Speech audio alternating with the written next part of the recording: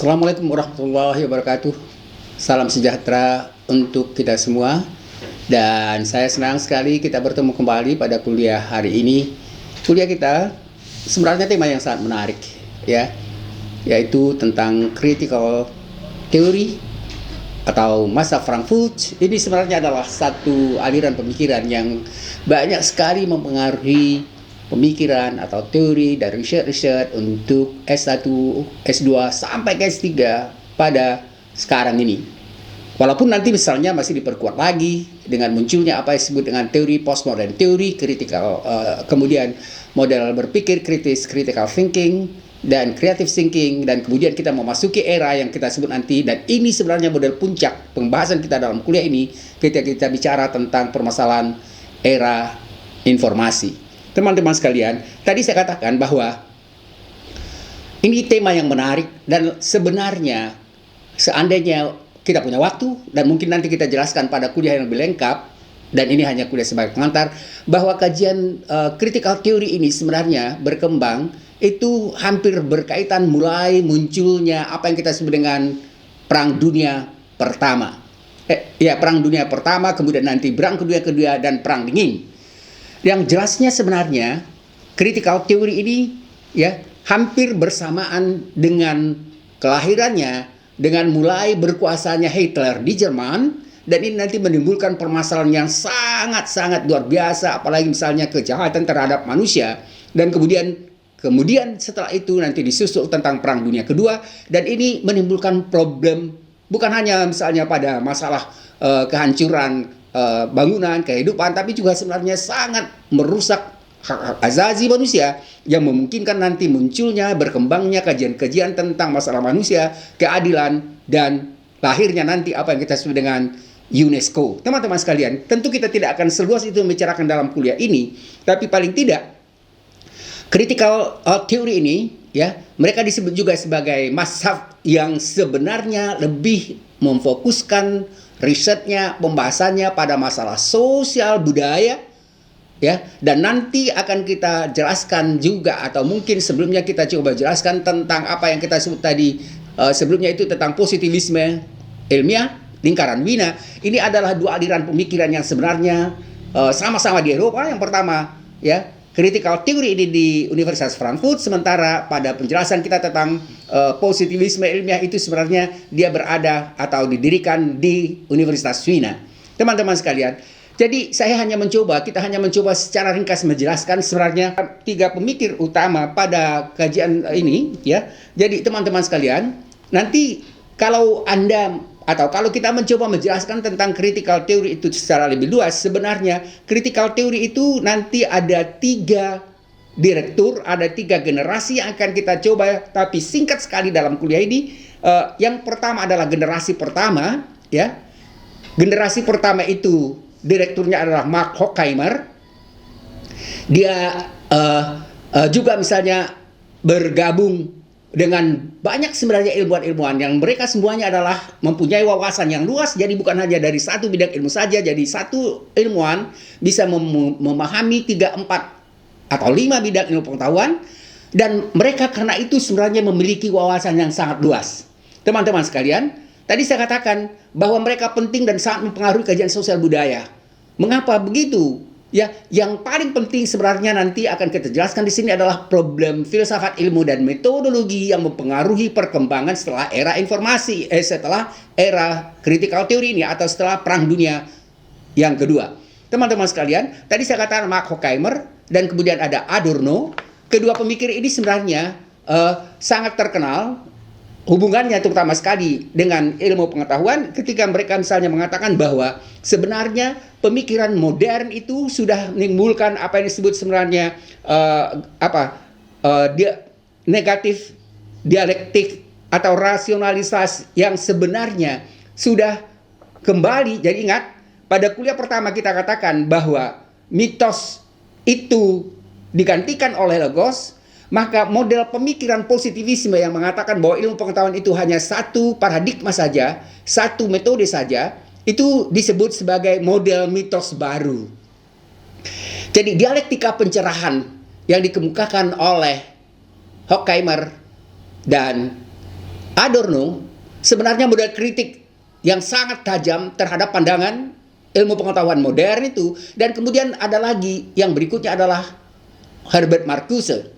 Herbert Marcuse itu sebenarnya mengungkapkan satu buku juga yang judulnya ya sangat dikenal, One Dimensional Man, manusia satu dimensi. Ingat, manusia satu dimensi itu sebenarnya ibaratnya seperti pandangan positivisme yang menganggap bahwa ilmu pengetahuan itu hanya menggunakan satu kacamata, satu perspektif. Jadi tidak boleh menggunakan paradigma lain. Nah, Herbert Marcuse menyebut ini sebagai manusia satu dimensi. Manusia kacamata kuda tidak boleh lihat kiri kanan. Hanya ada satu model ilmiah, paradigma ilmiah, yaitu positivisme, yaitu teman-teman sekalian. Jadi dari generasi pertama ini sebenarnya, karena memang banyak ilmuwan filsuf lain yang akan mestinya kita jelaskan, tapi yang berikutnya ini sebenarnya banyak ya, kita tidak sempat menjelaskan pemikir-pemikir yang berikutnya, tapi generasi kedua kita ambil saja contohnya itu, akhirnya itu adalah Jürgen Habermas. Teman-teman sekalian, Habermas ini sebenarnya memberikan pengaruh yang lebih luas lagi terhadap perkembangan atau permasalahan kajian ilmu pengetahuan dan sosial budaya. Jürgen Habermas, dia sebenarnya melakukan kritik juga terhadap positivisme ilmiah itu. Dia mengatakan bahwa ilmu pengetahuan itu, kalau dalam pandangan positivisme, bahwa ilmu pengetahuan itu bebas dari nilai, bebas dari bias-bias non-akademis. Dia mengatakan dan menolak itu, dan dia mengatakan bahwa ilmu pengetahuan itu sebenarnya dipengaruhi, malah didasarkan oleh kepentingan.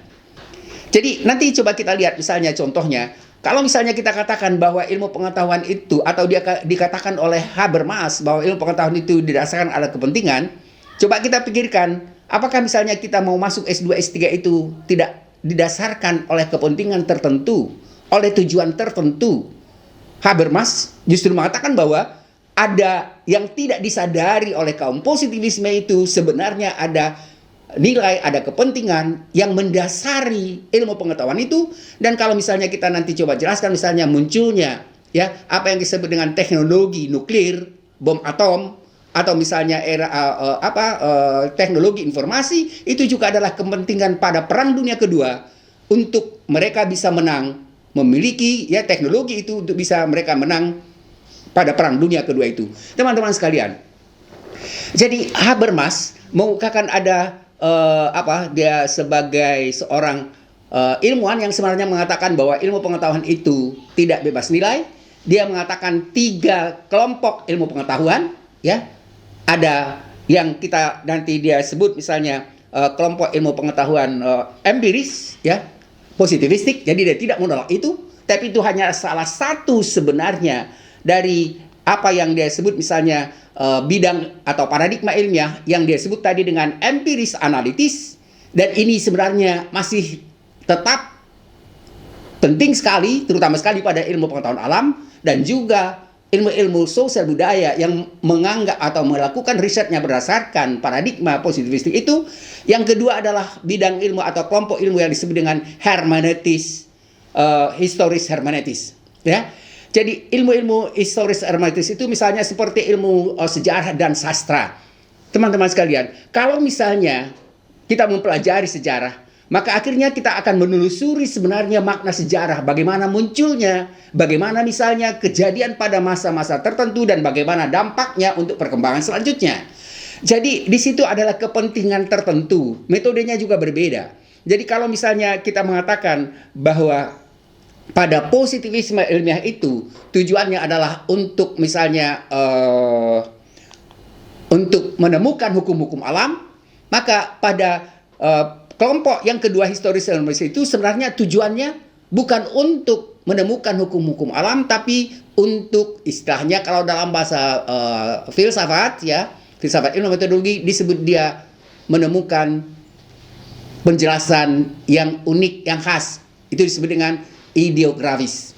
Jadi kalau misalnya pada ilmu pengetahuan alam dan ilmu pengetahuan sosial budaya yang positivistik untuk menemukan hukum alam, lalu hukum sosial budaya untuk ilmu sosial budaya, kepentingannya adalah kepentingan untuk penguasaan alam, penguasaan manusia.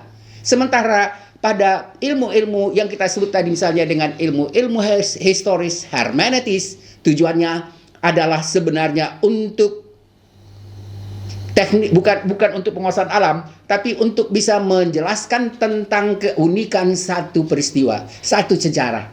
Jadi kalau misalnya teman-teman atau misalnya ada nanti di antara saudara yang mengambil disertasi tentang sejarah, maka akhirnya sebenarnya sejarah itu pasti berbeda antara satu daerah, satu negara dengan negara lain, atau satu periode dengan periode lain. Tidak ada sejarah yang benar-benar sama berulang, ya. Oleh karena itu sebenarnya tidak mungkin dirumuskan hukum-hukum, didapatkan hukum-hukum alam, hukum-hukum sosial budaya, tapi kita menemukan keunikan satu peristiwa, keunikan Revolusi Prancis dan keunikan Revolusi Amerika dan kemudian dengan Revolusi Indonesia. Tapi mungkin ada sedikit yang menyebabkan, ya, penyebab sama, tapi tidak pernah kita bisa menemukan hukum-hukum, ya. Oleh karena itu tadi sudah kita jelaskan tentang dua kelompok ilmu pengetahuan yang dia kemukakan. Yang ketiga itu adalah kelompok ilmu pengetahuan yang